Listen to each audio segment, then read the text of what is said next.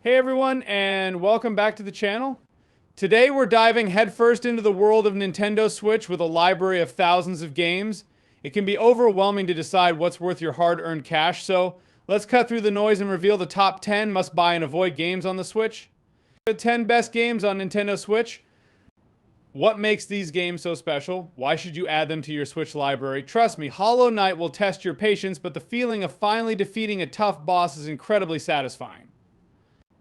The Legend of Zelda Tears of the Kingdom retains the open-world action-adventure gameplay of Breath of the Wild 2017 as Link, the player, explores the main setting of Hyrule and two new areas, the Sky, which has several floating islands, and the Depths.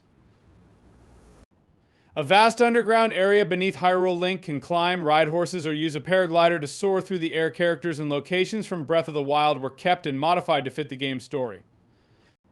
Metroid Prime Remastered. Metroid Prime Remastered includes gameplay tweaks as well. The casual difficulty reduces the damage you take, so tricky enemy encounters won't get in the way of backtracking more substantially. You have many control schemes at your disposal if you like the original game's lock-on system, one that wouldn't let you freely move and aim at the same time. You can play that way if you enjoyed the Wii version's motion controls. The pointer style replicates that, albeit with some gyroscope drift. However, the most exciting addition is the new dual stick style that finally makes Metroid Prime play like a traditional first-person shooter. The control scheme is fantastic and makes it far easier to shoot and move at the same time.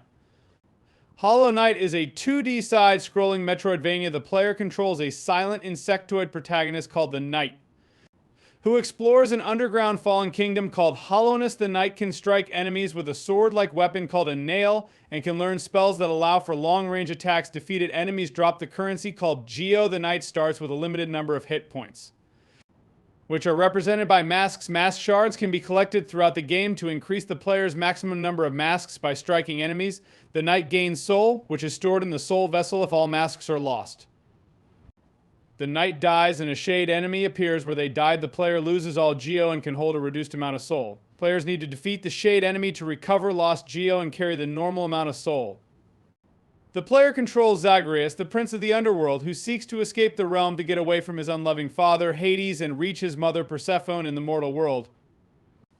Along his quest, the other Olympians support him, granting him gifts called boons to help him fight the beings that guard the exit to the underworld. He is also aided by notorious residents of the underworld, such as Sisyphus, Eurydice, and Patroclus. The game world is divided between four main dungeons: Tartarus, Asphodel, Elysium, and the Temple of Styx, each representing one of the regions of the underworld, with each new region being unlocked upon clearing the previous.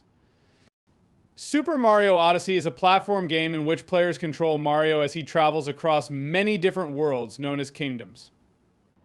Within the game, on the hat-shaped ship Odyssey, to rescue Princess Peach from Bowser, who plans to forcibly marry her. The kingdoms in the game return to the exploration-based level design featured in Super Mario 64. Each kingdom has Mario searching for and clearing various objectives in order to obtain items known as Power Moons, which are the power source of the Odyssey and grant access to new kingdoms. Checkpoint flags littered throughout each kingdom allow Mario to instantly warp to them. Once activated, certain levels feature areas called flat zones where Mario is placed in a 2D side-scrolling environment similar to his appearance in the original Super Mario Bros. Animal Crossing game, the player assumes the role of a human character who moves into a rural village populated with anthropomorphic animals and lives there indefinitely. Gameplay is open-ended. Players have no defined objectives but are instead encouraged to spend their time in the village performing any number of activities, which include collecting items, crafting items, planting plants, insect catching, fishing, and socializing with the village's residents. Animal Crossing games are played in real time, utilizing the video game console's internal clock and calendar. Thus, the passage of time in the game world reflects that in reality, as well as the current season and time of day. Some in-game events, such as holidays or the growth of a tree, occur at certain times or require some duration of time to have passed. Pokemon Scarlet and Violet largely follow the same basic gameplay structure of previous Pokemon games, where players obtain creatures known as Pokemon primarily through catching and trading, and use them to explore the world and battle other Pokemon trainers. However, a new feature has been added which allows players to choose to battle trainers on paths. The game introduces 112 new Pokemon, including 3 new starter Pokemon, Sprigatito, Fuecoco, and Quaxly, which act as the first Pokemon the player can obtain in-game, and 2 new legendary Pokemon, Koraidon and Miraidon. who accompany the player throughout the game. Xenoblade Chronicles 3 is an action role-playing game with a large open world.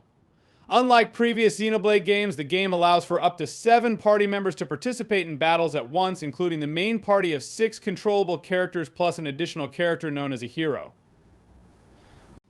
Up to 19 heroes are available in the base game, each with different skills and abilities, and can be recruited to the party through story events or side quests. In addition, 4 heroes were added in the DLC. Party members also have the ability to change their character class, granting them access to different abilities. Raising a hero's affinity with the party will unlock their class for use. Like the previous entries, the game has an open world design with a day and nighttime cycle that affects in-game events, such as the availability of quests and items. The game takes place in a continuous open world that is the largest map featured in the series to date. It also features a fast travel option for quicker traversal, as well as the option to activate navigation to assist in quests. Bayonetta Origins is an action-adventure video game. Gameplay is split between the protagonist Cereza, a 15-year-old witch, and Cheshire, a demon bound to her stuffed toy. Both are controlled simultaneously. Cereza is controlled using the left Joy-Con, while Cheshire is controlled using the right. Cheshire can be toggled between 2 modes. In Unleashed mode, he grows to a large size and can attack enemies or obstacles, while in Hug mode, he shrinks to his toy form so that Cereza can carry him and use him for various purposes. Fire Emblem Engage is a tactical role-playing game. Players control the main character, whose name and gender can be specified at the start of the game. By default, the main character's name is Alir. The player controls Alir and their allies through a series of battles as the plot advances. There are also optional skirmish battles and paralogue side missions. If the player wants to further strengthen their team in between these story battles, the player can have their characters relax and engage in social activities with each other. New characters will regularly join Alir's team as the game progresses. These characters have their own personal starting statistics, stats, stat growth rates, and unique personal skill. Each character has a specific set of other characters they can gain support levels with. As their support level increases, units unlock conversations and increase bonuses when fighting nearby in battle. Now let's talk about the 10 worst games on Nintendo Switch. Why should you avoid these games? What are their biggest flaws? Some games promise so much, but ultimately deliver so little. It's a shame, but it happens. Mario Party Superstars features gameplay similar to the first 8 entries in the Mario Party series, without the vehicle mechanics from the previous 2 numbered console games. 4 characters, played by either humans or artificial intelligence, traverse one of 5 game boards. Collecting coins and stars, the player with the most stars at the end of the game wins and becomes the superstar. Stars are bought for 20 coins from Toadette, though can also be obtained via other methods. During a turn, each player rolls a die, enabling them to move the result of the roll 1 to 10. Additionally, items may be used to affect themselves or other players. Between every round of 4 players moving, a randomly selected minigame of 100 is played. All 100 minigames are taken from the previous entries in the series, 55 of which originate from the Nintendo 64 trilogy.